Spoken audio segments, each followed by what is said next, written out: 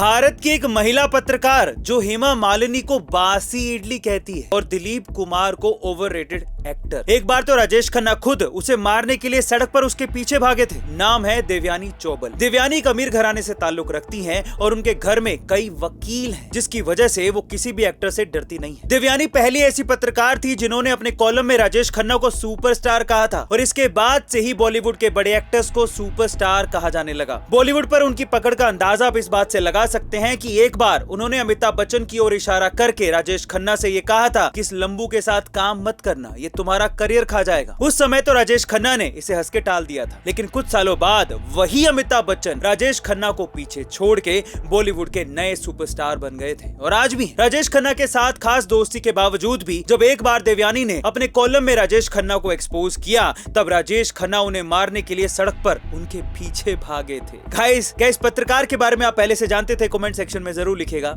हरियाणा की एक 9 साल की छोटी सी बच्ची जो देख नहीं सकती, उसे भारत सरकार ने बाल पुरस्कार से क्यों नवाजा? चलिए जानते हैं। हरियाणा के महेंद्रगढ़ में रहने वाली उस बच्ची का नाम है गरिमा। एक दिन जब गरिमा के घर पे एक गरीब महिला और उसकी छोटी सी बच्ची खाना मांगने आई, तब उस छोटी सी बच्ची की ओर इशारा करते हुए गरिमा ने अपनी माँ से पूछा कि क्या ये बच्ची भी मेरी तरह स्कूल में जाती है? इस पर गरिमा की माँ ने कहा नहीं, वो नहीं जाती है। इसके बाद गरिमा ने पूछा तो क्या मैं उन बच्चों को पढ़ा सकती हूँ? माँ ने कहा हाँ, तुम पढ़ा सकती हो। और तब से यानी महज 3 साल की उम्र से ही गरिमा उन गरीब बच्चों को पढ़ा रही है। गरिमा भविष्य में टीचर बनकर बच्चों को पढ़ाना चाहती है और अपने माता पिता की गरिमा बढ़ाना चाहती है। और उसके इसी नेक काम की सराहना करते हुए भारत सरकार ने भी उसे बाल पुरस्कार से सम्मानित किया है। खुद की आंखों में अंधेरा होने के बावजूद भी गरीब बच्चों की जिंदगी में शिक्षा से उजाला करने वाली गरिमा के लिए एक हाथ तो बनता है। बिहार के एक किसान की 7 बेटियां थी, जिसकी वजह से उसके गांव में हर कोई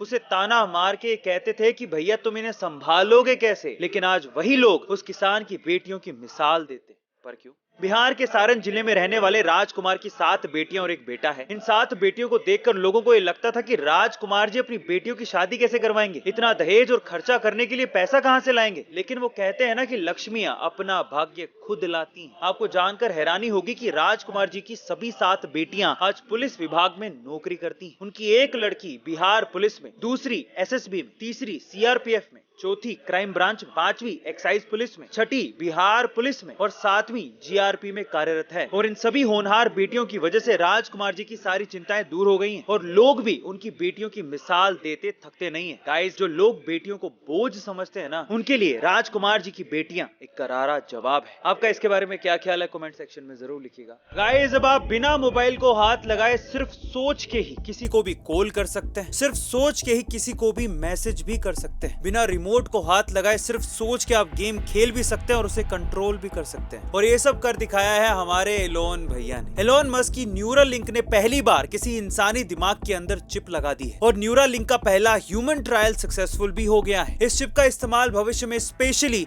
उन लोगों के लिए किया जाएगा जो स्पाइनल कोड इंजरी और पैरालिसिस जैसी बीमारियों की वजह से अपने हाथ पांव हिला नहीं पाते, ताकि उनके थॉट से ही वो अपने सारे काम कर पाएं। वैसे तो ये टेक्नोलॉजी काफी अच्छे काम के लिए बनाई गई है, लेकिन आपको क्या लगता है कि क्या भविष्य में इसका गलत इस्तेमाल भी हो सकता है? और आपको क्या लगता है कि क्या इससे हमारी टेक्नोलॉजी और हमारी दुनिया नेक्स्ट लेवल पे पहुंच जाएगी? कमेंट सेक्शन में जरूर लिखिएगा। मिलते हैं अगली वीडियो।